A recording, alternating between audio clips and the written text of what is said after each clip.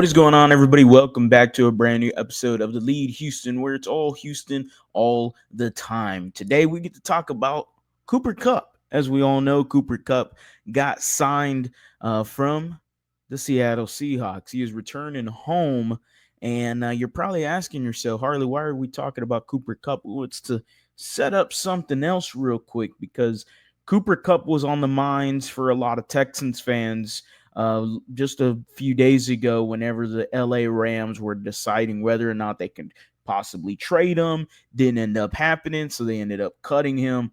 And I know that was a pipe dream for numerous Texans fans. Obviously, I wouldn't have minded Cooper Kupp. I just thought it was not going to happen, especially where we were at in free agency compared to the beginning of free agency, where I thought we had a better chance at the beginning. But obviously, a trade wasn't going to happen.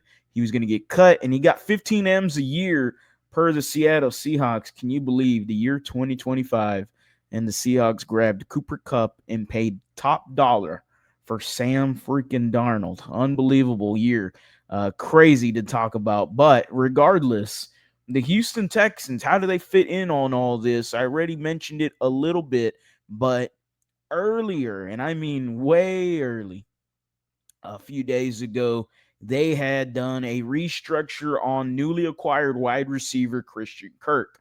And that right there, ladies and gentlemen, freed up $12 million for the Houston Texans. Now, with this newly acquired money, some of it will go to the guys that you signed, some of it will go to the guys you traded for, and some of it will go to whenever the draft comes around.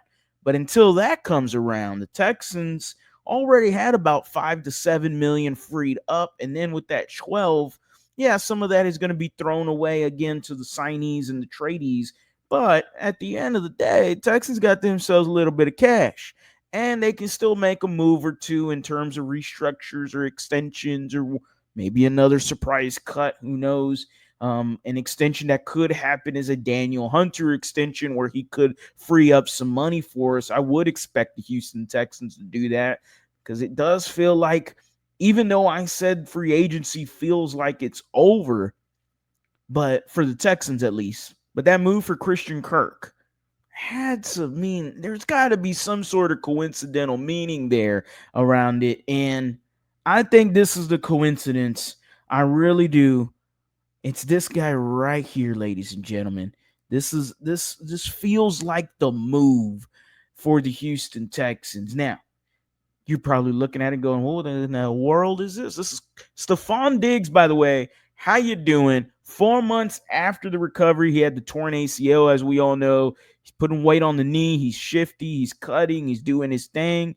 Looks like Stefon Diggs. And as we all know, Stefon Diggs, Houstonian right now, current Houstonian. Now, we're not going to get into all the off the field drama that he has at the current state. Man, he's obviously dating Cardi B is what it looks like, but we don't care about that. What we do care about is his play on the field, and his play on the field last year for the Houston Texans was very, very good in his short term.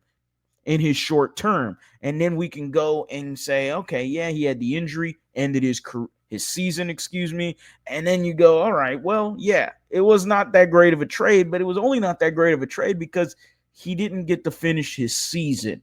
And for any player and any athlete in any sport, when you go to a new team and it's only was 1 year you were there with them and you couldn't finish that year due to a season-ending injury, it always irks that player. And to me, it would irk Stefon Diggs that he did not get to finish what he could have done here in Houston. And we all know that the players definitely are going to advocate for a Stefon Diggs signing. We know Joe Mixon has talked about it before. He's talked about Stefon Diggs. Again, Diggs, newly Houstonian, got himself a house here. So the familiarity is definitely there. And the connection to CJ Stroud was obviously there last year.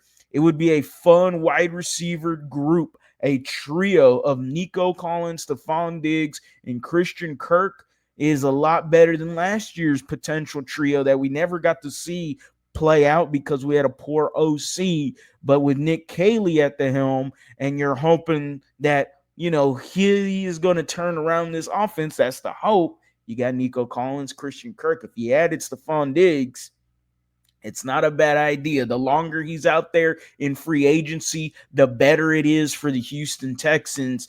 And it doesn't seem like there's anybody really calling Stefon Diggs' number right now. Maybe the Houston Texans could wait this out a little bit and see what could it happen to get this deal done. I would be willing to give him up to $10 million. I would, right on the spot. Here you go, Diggs, 10 milli right there for you. And I'd be ecstatic about it.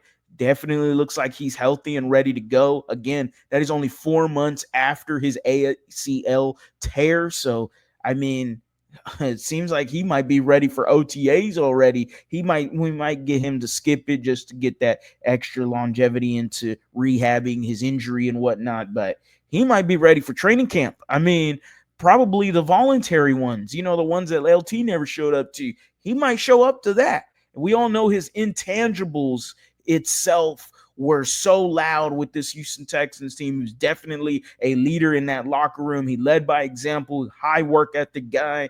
D'Amico Ryans didn't have a problem with him. Texans didn't have a problem with him, as well as, the national media saying that he was going to be a problem here with the Houston Texans, and it just never happened. So, hey, at the end of the day, grabbing Stefon Diggs, having him reunite here in Htown sounds like a fantastic idea. What do y'all say? Y'all let me know down in the comment section below. I'll reply. As always, guys, go Astros, go Rockets, go Texans. You have a blessed day.